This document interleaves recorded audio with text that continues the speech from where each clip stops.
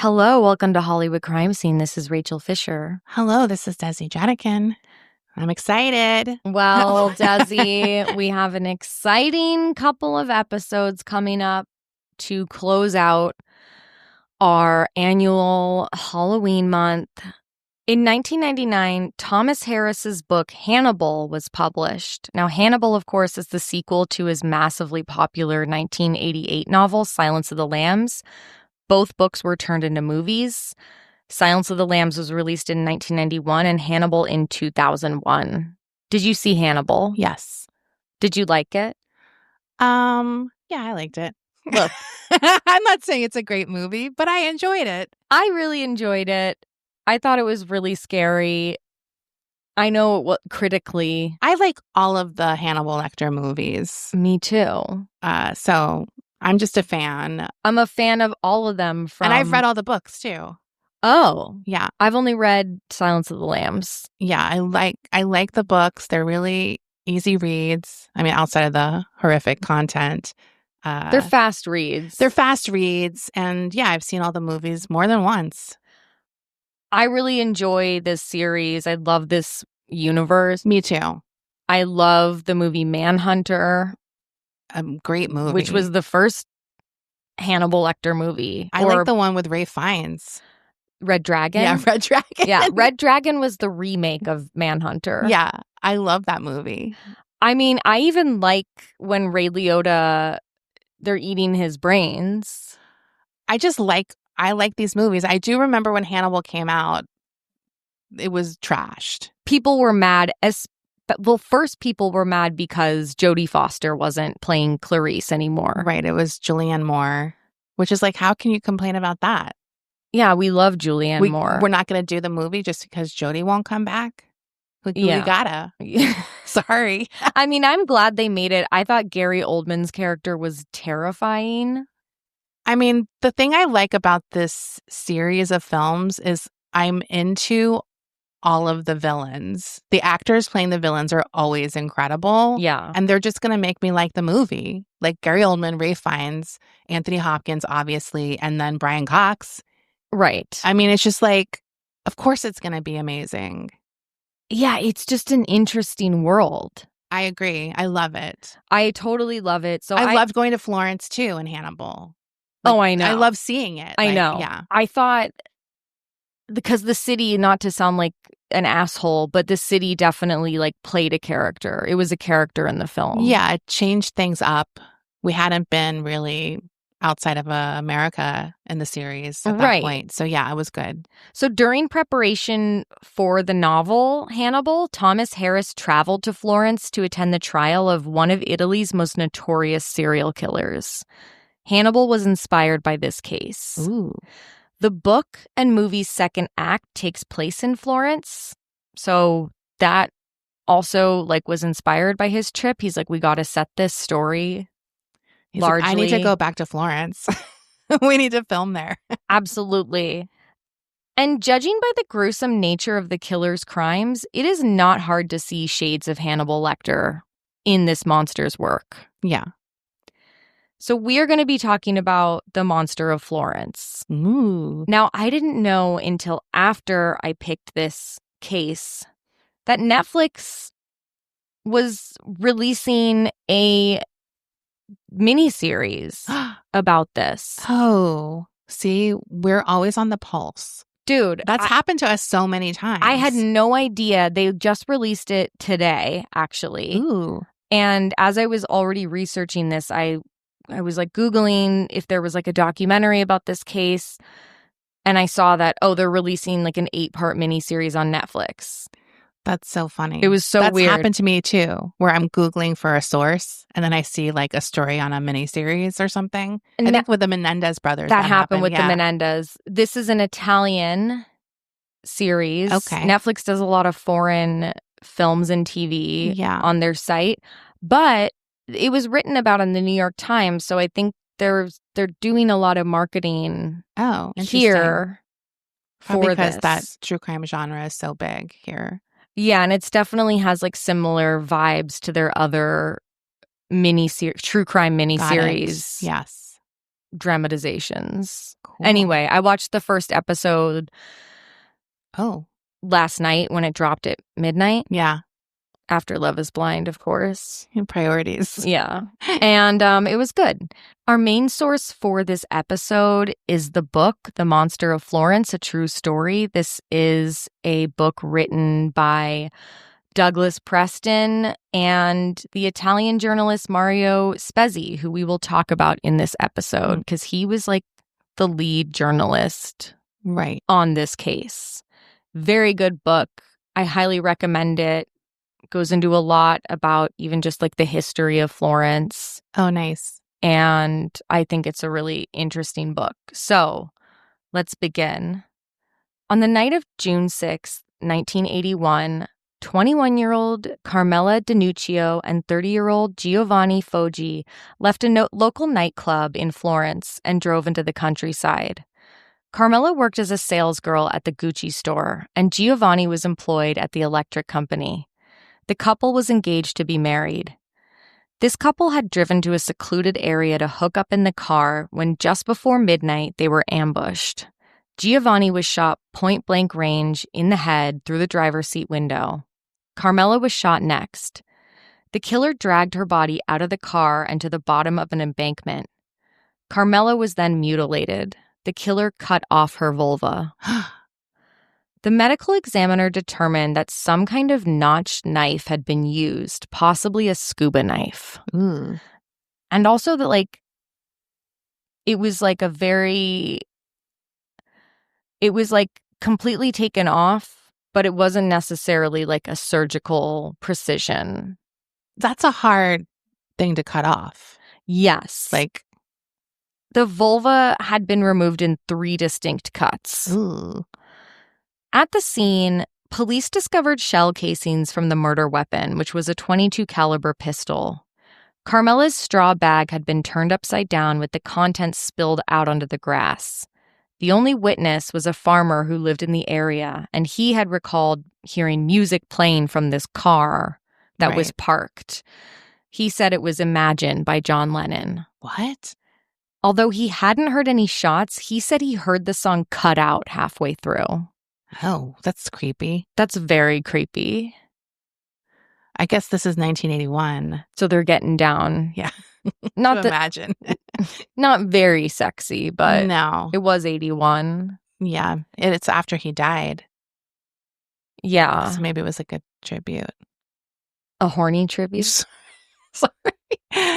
I'm just saying maybe his music had a little resurgence. Well, when did that song come out? That song came out It's in the 70s. Okay. Right? Yeah. I'm just thinking maybe his music kind of got popular again after he was killed. You know how that happens? Of course. I don't know. Anyway, that's what was playing. I think it's very creepy. I think it's really creepy. At the time, Mario Spezzi was a crime reporter for the Italian newspaper La Nazione. Not only would he go on to become the main reporter on the murders, but he also coined the name of the killer, the Monster of Florence. Ooh. Spezzi was in the middle of writing an article for La Nazione about his talk with the medical examiner. Now, La Nazione would become the first paper to talk about the genital mutilation. Really? So they were the ones who were breaking this news. And did they have some kind of inside connection? Mario Spezzi. Yeah, he was good. Mario Spezzi had all kinds of connections with the detectives. The investigators and also medical examiners, random people in the courthouse, from low-level workers to higher ups. And this is a big case from the beginning. This killing was big news. Yeah, especially because of the brutality of this mutilation. Right. It's a very unusual and alarming, and it's 2 young people. And it seems personal. Yeah. It's not just a robbery. Right. It's very gruesome. So this was a big scoop that they had this information about the genital mutilation. But they were about to have an even bigger bombshell on their hands. Another journalist at the paper piped up at a meeting that the crime they were covering seemed eerily similar to one that had occurred in 1974. Ooh. On Saturday, September 14th, 1974, 18-year-old Stefania Pettini and her 19-year-old fiancé, Pasquale Gentilcore, left a nightclub in Borgo San Lorenzo, which is a town 12 miles northeast of Florence. They drove down a country road, presumably to have sex. An interesting fact I read in this book, or at least this is what according to the book, is that like all these young engaged couples were just always having sex in cars at this time. Right. Because like a lot of them still lived with their parents. And they're probably all like Catholic. Yeah. So like even though they're engaged, it's like they're not living with each other. And so they want to get down. So they're going into a remote area. It's very common for all these young people to be in the countryside fucking. It's kind of reminding me of Zodiac. Well, there are some Zodiac connections for sure. More on that later. Okay. Anyway, yeah, it's kind of, honestly, Desi, this case really feels like Italian Zodiac. I definitely feel like I've researched or started looking into this case at some point, and maybe it was when I did Zodiac. It popped up or something, because I think I remember being like, how can I do this case? But I never knew the Hannibal connection, or I didn't put it together. Yeah. So I'm glad that we were able to get to it. Absolutely. So this couple, Pasquale and Stefania, they drive into the countryside and they're attacked as well. Pasquale was shot 3 times and Stefania was shot 5 times. Stefania was then dragged from the car and stabbed with a knife 97 times. Holy shit. Apparently, the killer had made a design with the knife wounds that circled her breasts and her pubic area. I like the Italian reporter. He's like, actually, like it just came to him. I was like, how did you not immediately think of that? Like, right, like this other fucking weird sexual kind of crime. It's so similar too. Like the engaged couple leaving a nightclub, right, and going into the remote area. Like it's so similar. It's so similar. And what was that, like 6 years ago? 7 years ago? It's just funny that he's like, come to think of it. Desi, thank you for doing the accents. You're welcome. Because you're gonna. I figured we're gonna get a lot of accents. I'm episode. Impressed with your name. The names you're having to say. I'm impressed with myself. Did you have to like practice? Because I would have been did. stressed. I did. I am stressed. Anyway, the killer not only made these patterns with the knife wounds, he also inserted a grapevine into her vagina. Oh, shit. Shell casings at the scene showed the gun that was used was a .22 caliber pistol. A small marking on the shell casings indicated that this gun had a defect on the firing pin, and these markings were also found at the 1981 crime scene. So it was like a very distinct, like this is the same weapon. Absolutely. Yeah. La Nazione mentioned this 1974 double murder in their article that they printed in 1981. They're like, hey, yeah, there was a similar case. Maybe they're connected. Police eventually determined that the same type of gun was used in both crimes. Yeah. Police looked into a group of voyeurs who waited in the shadows of lovers' lanes and leered at couples having sex in their cars. This was like an epidemic in Florence. Jesus. There was like this group of guys who would just be in the bushes or vineyards or whatever, and they would get together, and it was like a Saturday night. And they're like, we're going to watch the couples fuck. What a loser club. Sorry. That is some like serious loser shit. That's like pre-incel chat room, guys. There's a lot of incel behavior in this story. So horrible. I gotta say. And some of them were like recording it. Oh my God. Like the audio with some, I don't know, like their little early 80s tape thing. Their Casio. Yeah. One such man happened to have been at the site of the 1981 double murder. His name was Enzo Spalletti. He was a husband and father who worked as an ambulance driver. So he's like, I was there jerking off when I got scared. Imagine having to come forward as a witness. And it's like, why were you there? Yeah. Well, I was Don't tell my wife. Now, Enzo was known in his neighborhood to be a voyeur. Everybody knew Enzo was a freak. That's such a like old school thing. Like that guy's a peeping Tom or whatever. He's like a peeping Tom. Yeah. And he was obviously not very popular in the neighborhood. No. Enzo told police that the night of the murders, he had picked up a sex worker and had driven to a spot near the site of the murders to have sex, and that's why he was in the area. But police didn't buy it. They're like, a sex worker is not going to get in a strange guy's car to go out into the countryside. Right. They're kind of like, that's a no-go. Yeah. So he broke down and admitted, okay, I was there to spy on them. He admitted. I like how that's his better option. Yeah. Like to lie about the sex worker. It's like, your wife's still going to be mad, dude. Exactly. So he said, yeah, I went out there to spy on couples having sex in their cars. And he's like, but that doesn't mean anything because there was lots of guys out there lurking that night. Ugh. What a fucking creep zone. He then admitted to watching the victims have sex in their car another time. He's like, I didn't see them that night, but those dead people who were murdered, I have seen them before. It's like, we don't need that information, Enzo. It's embarrassing. Enzo's alibi was a guy that he said was there with him that night. Oh another God. voyeur Jesus. was his alibi. But this guy did not provide him a good alibi. He told police that there was actually an hour and a half that night where he didn't see Enzo. What was he doing? Well, I don't know. Yeah. Now, the police didn't have enough evidence to charge him of murder, so Enzo was locked up on a perjury charge. They're like, just keep him on ice. We know this guy's guilty of something. He's done something. They then searched his car and found a penknife and a gun that was loaded with blanks, so not like the same. It also wasn't the kind of gun used in the murders. Then they're like, we need to talk to this guy's wife. And she was like, I know my husband's a peeping Tom. She's like, so. She knows. Yeah. She knows. And she was upset because he promised her he'd stop. Aw. According to her, Enzo didn't return home until 2 a.m.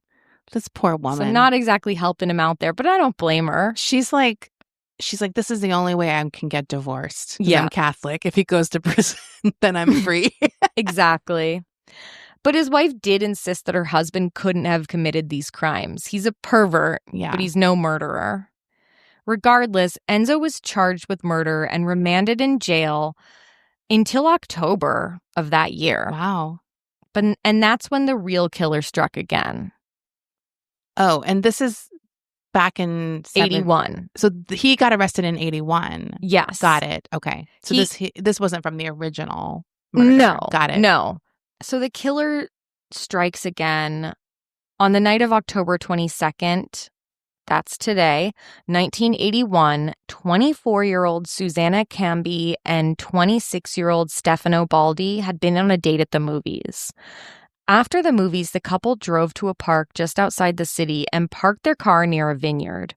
The next morning, their bodies were found. The killer had the same MO. Stefano had been shot while he was sitting in the driver's seat, and Susanna was dragged out of the car, shot and mutilated. Her vulva had been cut out by a notched knife, just like the murder of Carmelo Danuccio. At the scene, police collected a stone doorstop that they believe could have been used in the crime, as well as a boot print that was found near the grapevines. And those same .22 caliber shell casings were found at the scene. By this time, Florentines were terrified that a serial killer was on the loose. Yeah. Young couples abandoned the countryside and started having sex in the city, like in their cars. I like the chain. Like, we're not going to stop having sex. We're just going to move it in town. They moved it into town. They were putting like towels up on the car windows. So the pervs wouldn't just sit on the street. Yeah, they were like covering the windows this time, but Yeah. it was safer to have sex in the city. A frenzy erupted over the choice of words that a headline in La Nazione read. The headline read, "The Surgeon of Death is back." And suddenly people were wondering if a doctor was responsible. Is that what they're implying? That a doctor did this? And certain doctors were being accused by locals all around hey. town. People are looking sideways at doctors. And they're just saying surgeon because of the mutilation. Correct. Yeah. They didn't get, like... They're kind of incriminating. That was like a metaphor. Yeah. So, anyway, rumors and nastiness spread throughout the city about various doctors. Eventually, the rumor mill led to mass harassment of a prominent local gynecologist named Garametta Gentile. Even after police Gentile. Even after police made a statement that he was not a suspect, people in town were like, yeah, right. Because doctors can be creepy. Well, yeah, sometimes. I mean, anyone can be creepy. Yeah. But there's something, because, you know, the doctors have that, like, cold kind of, like, some of them have that God complex. So they can come off very aloof and, like, you know. And I think people can read into that when it's like there's fear involved, like you're putting your life in somebody's hands. Well, and I guess because he's a gynecologist too, right? So that probably put him up front. Definitely heightened it. So nobody believed the press. They're like, I think we know what we're talking about. Yeah, you guys are just not telling us. Right. But it wasn't just doctors that were under suspicion amongst locals. A killer priest hell-bent on punishing the decadent sins of the modern age was another theory. Yeah. So some people were like, no, there's a religious aspect to this. Because these people are having premarital sex. Right. Well, it is very urban legend coded. Totally. Right? And honestly, it's very slasher movie coded. Yes. Because that's a common theme. It's a trope in slasher movies that the horny couple and the slutty girl, they get killed. Yes. They're like the focus of the killer initially. Right. They're like first to go, or, you know, it's like a allegory for society's fears about premarital sex. Yes. Right? Yeah. And to scare kids. Yeah. One local posited in a letter to the paper that the grapevine that had been inserted into one of the victims could have been some sort of biblical thing. Now, I don't know what... There was some quote he gave from the Bible, and it had to do with like a grape. It's like, Look, there's lots of grapes in the Bible. They had a lot of wine. Yeah. I feel like you can always find something biblical. And Always. It's all sinister. It's all sinister, and it's like Punitive, some of it's a little pushing it, like stretching it. Yeah. So this guy's like, look, it's right there in the Bible, inserting a grapevine into the vagina. I mean, it was not that. Yeah.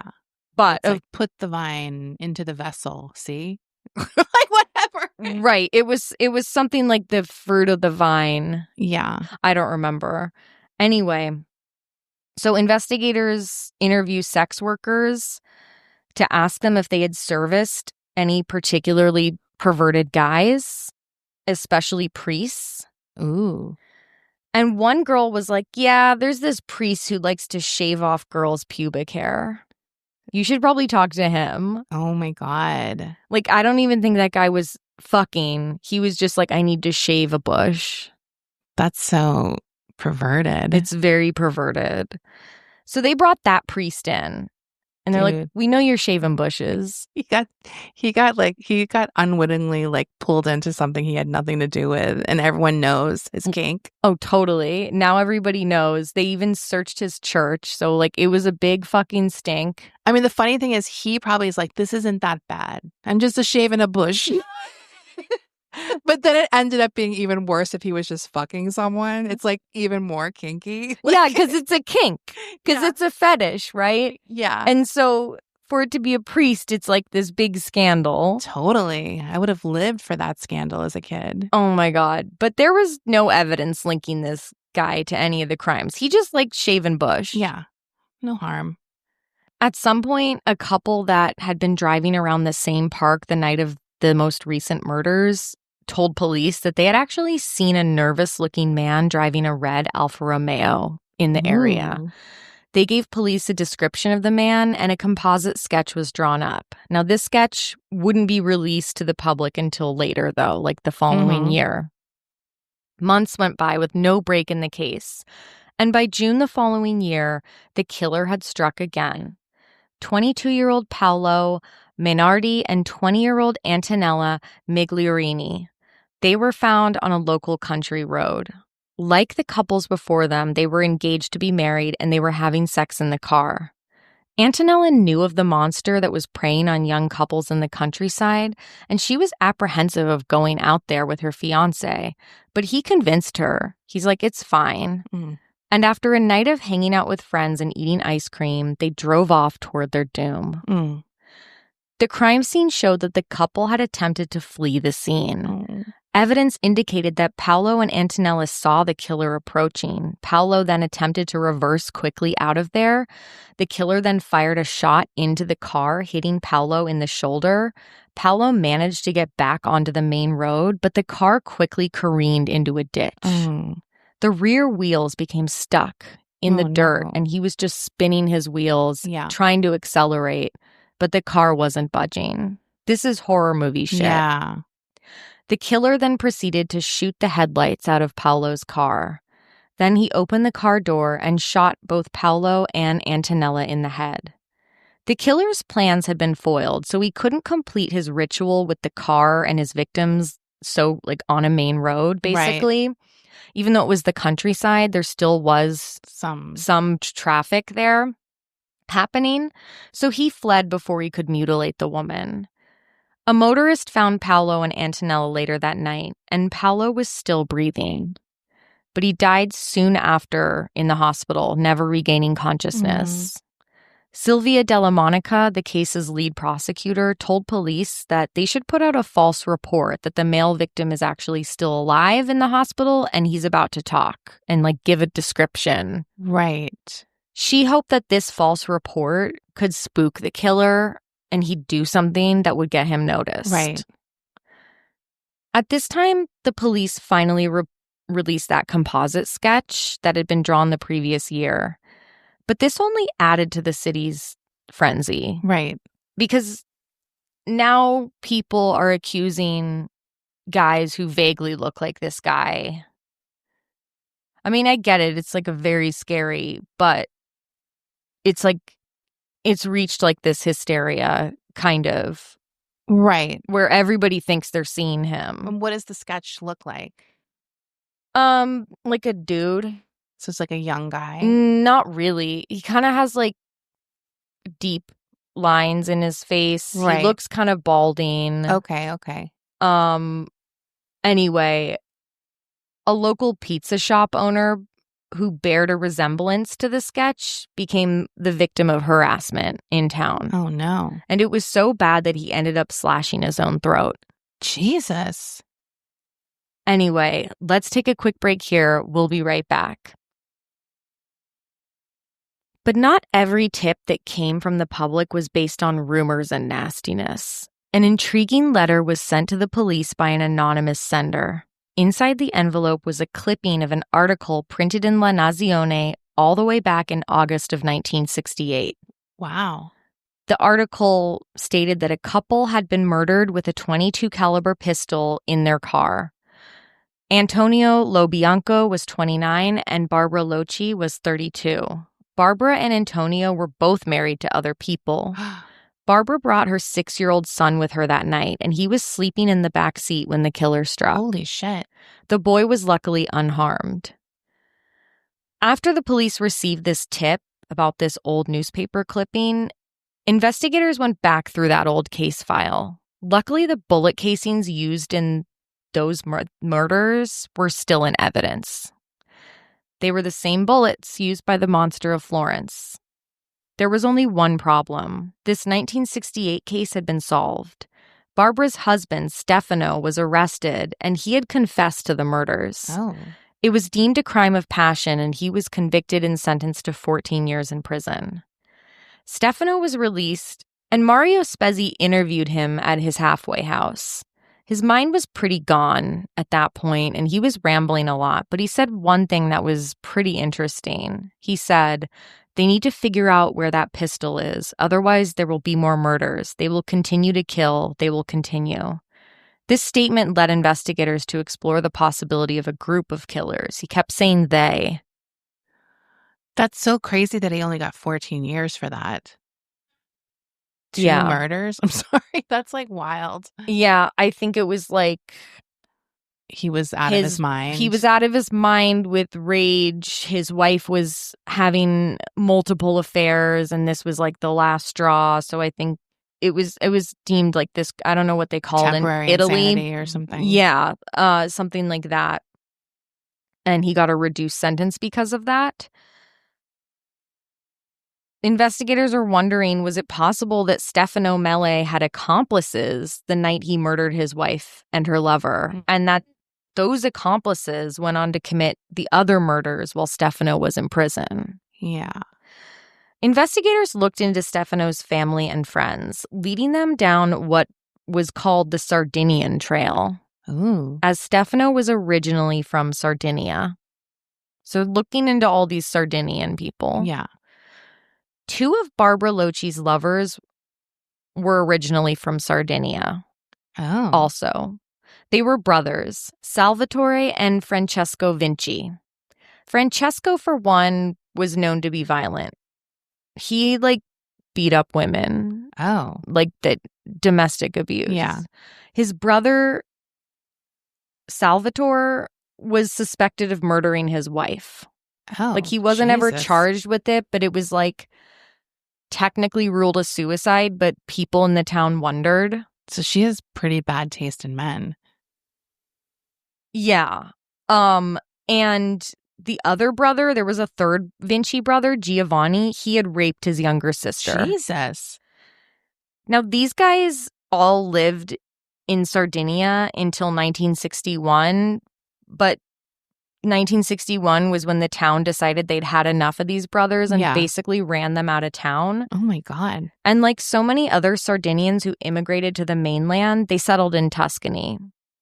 It was there that Francesco and Salvatore Vinci met Barbara Loci. Salvatore had become a lodger at Barbara and Stefano's house. According to Salvatore, Stefano knew that his wife was sleeping with him, and he even encouraged it. That's what Salvatore said. In the miniseries I watched the first episode, it definitely portrays Stefano, her husband, as being very hapless and sort of letting it happen. Right. And not being happy about it, but these guys are also really aggressive. These guys are definitely portrayed as violent, thuggish guys. Right, and he's probably a more mild-mannered person. Right. And Barbara, at least in episode 1, she has in the miniseries, she has a lot of deep resentment towards her husband because it's implied that Salvatore actually raped her. Oh. And that the husband knew that he had gone into her bedroom but didn't do anything about it. Interesting. So I didn't read anything like that with that angle. Yeah. In the book, but it is an interesting. Yeah, it seems like a lot is going on there. Yeah. Barbara definitely wasn't happy in this marriage from the start. It was kind of arranged. He was he was a little older than her. She was not happy. She definitely was always having affairs. Uh-huh. And it wasn't just hooking up one time. It was longer term. Dating other men on the side. And the husband definitely did know about it. And obviously, I'm sure he wasn't happy. And it made her probably more disgusted with him. Yeah. And I think also Stefano's family was disgusted with Barbara. She was disgracing the family. Definitely. Because she was running around.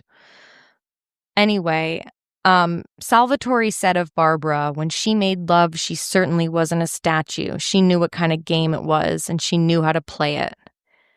But Barbara moved on from Salvatore and started dating his brother, Francesco.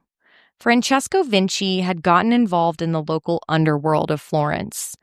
The group of guys he was hanging around were in the kidnapping for ransom business. Wow. Apparently in the 60s and 70s, there was this big trend of ransom kidnappings in Tuscany. Right. And that's the famous Getty kidnapping. Yes. Yeah. So one kidnapping during this like big rash of kidnappings ended with the victim being fed to man-eating pigs. What? That's from Hannibal. Yeah. That happens in Hannibal to somebody. He probably was like, ooh, I'm definitely using that detail. How can you not? How can you not use that detail? It's so disturbing. That's like one of the most disturbing scenes in Hannibal. Agreed. Like, it's horrible. It's horrific. There was also something that happened in 2013, like a mob boss fed someone to pigs. Yeah. In Italy. Yeah. I definitely have like a vague memory of that. It makes me want to watch Hannibal again, actually. I'm definitely going to this week. I like that. Anyway, Barbara's romance with Francesco was short-lived, and she started dating this guy, Antonio Lobianco. Antonio knew the Vinci brothers, and he was reported to have bragged to them about how he was going to fuck Barbara. Jesus. So they don't like that. These tough guys? No. They don't like this guy, like, encroaching on their woman. And then on the night of August 21st, 1968, Barbara and Antonio were murdered in his car. I mean, now I'm like, there's a lot of suspects here. There's a lot of suspects in this case. Barbara's son, 6-year-old Natalino, was questioned about what he saw that night. He told police his father was there. He's like, I saw my dad. Aww. And then he said, I saw Salvatore. No, wait, I saw Francesco. Yeah, I saw Francesco. And then he said, actually, no, I saw my uncle Piero there. Aww. So they're not... He's not like a really reliable witness. He's not a super reliable witness. He's 6 years old. He's completely traumatized. He witnessed his mother and this guy get brutally murdered in front of him. That's so crazy. He later admitted during that questioning to the police that actually my dad told me to say that I saw Francesco there. Right. It's clear that he's being coached. Right. But that was all it took for police to arrest Stefano, the husband, back in 1968. They did a paraffin wax test to reveal gunshot residue that was on him. I had to look into these paraffin wax tests. This is like an earlier technique that they use to find gunshot residue. Yeah. And now we just use it for like when you're getting a manicure. Yeah. You dip your hand in the wax. I always loved that. I like it too. It feels really good, but it never feels like it does as much as you want it to. I don't know. I don't know how much it actually does. I like it though. Anyway, they found traces of nitrates, and apparently like that indicates gunshot residue, although you can get nitrates from other things. Salami. From salami or from like soil. Yeah. So I don't think this was like the most accurate way. Right. Obviously, I mean, we don't it's kind of use like it. the forensics from back then. It's just like still figuring it out. Though Stefano confessed to killing his wife and her lover, Antonio, he at one point told police actually Salvatore did it. Then he recanted and he said, no, actually, I did it myself. I take responsibility. During Stefano's trial, Salvatore Vinci was seen wearing Barbara's engagement ring. Oh. And he admitted it on the stand. They were like, whose ring is that you're wearing? Because he testified. Against him?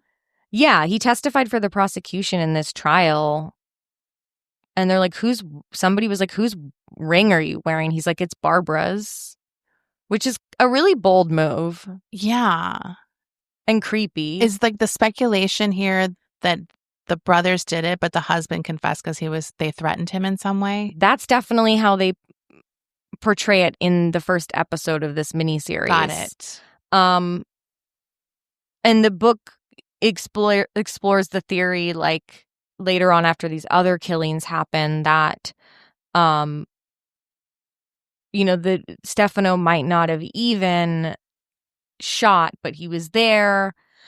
Somebody else fired the gun, right. But he held the gun at one point. He got the residue. I don't know. Yeah. This is just sort of what's being battered around by investigators at this time. Because they're trying to explain how these other killings could have happened. Right.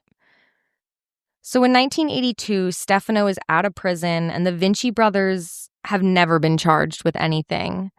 Investigators are looking into all these people surrounding the 1968 case, trying to link them to the rest of the Monster of Florence killings. Mhm. So they're really like hinging it all on this one case in 1968. Right. To try and see like who from that could have done all these other ones. They also still had to find the gun that was used in all these crimes. Right. They didn't have a murder weapon. Francesco Vinci was discovered to have been near the crime scene area the night of the 1974 Borgo San Lorenzo murders. He was also discovered to have been near the site of the most recent murder, Paolo and Antonella's murder. Adding to the evidence was the fact that Francesco had ditched his car on the coast and tried to cover it with tree branches. This car was located shortly after the police had released that false statement that Paolo was awake and ready to talk. Mm-hmm. So they speculated, oh, he heard that news, that information, and he ditched his car. Right. So Francesco was arrested after that in August of that year and remanded to jail. Yeah. But Mario Spezzi was not convinced of Francesco's guilt. He believed that while, yes, Francesco had a history of domestic abuse, the profile of this killer seemed to be from more of an incel type guy. Yeah. He's like, he can't get women, so he steals the one part of them he can't have. And these brothers seem like they're getting a lot of women. The brothers are getting a lot of women. They're not good guys. No. But it doesn't fit the profile. Yeah, they might be rapist. Right. Too. It's not adding up. No, they're not incel-y though. Yeah, it's not adding up for Mario, and I agree with Mario. I agree. It doesn't make sense. It's not like a quick kind of like hitman style killing or a means to an end. No, this is a person who hates women. Absolutely. Like, and these guys don't fit that profile for me. Yeah. And Mario. The following year, in September 1983, the killer struck again. And Francesco was still in jail at this point, awaiting trial. It's weird how these guys get off because it's like, well, something happened again. Something happened again. A young couple was killed inside of a VW bus parked on a narrow road in the hills of Florence. This time, the couple was two men. Jens Rusch and Wilhelm Friedrich Horstmeier, two 24-year-old students that were visiting from West Germany. Investigators arrived to find that the door of the camper was open and music was coming out. They had been listening to a cassette of music from the movie Blade Runner. No. That had been playing on a loop. Oh, no. That's so that was like creepy. Blasting when they came to the scene. Yeah. Those unmistakable .22 caliber shells with the distinctive markings were found at the scene. Inside the camper was a gay porn magazine, and the men were nearly nude. Oh. Investigators surmised that because Wilhelm had long blonde hair, the killer might have thought he was a woman at first. Oh. There was no mutilation on either of these guys, so it's speculated he killed them and then realized. And realized it was two men, so the ritual couldn't be completed. That's crazy. And they were from Germany, so they probably didn't know about the danger. Right. Yeah. But police still weren't willing to let Francesco off the hook yet. They theorized, okay, maybe he hired somebody from jail to commit the murders in the VW bus to make himself look innocent. Prosecutor Silvia Della Monica was unconvinced. She declared that Francesco wasn't the monster of Florence, but he also wasn't an innocent guy. He's just a monster. Basically. Yeah. Anyway, that's where we'll leave off this week. Oh. There's a lot more to get to. Okay. I mean, it gets crazier from here. I'm excited.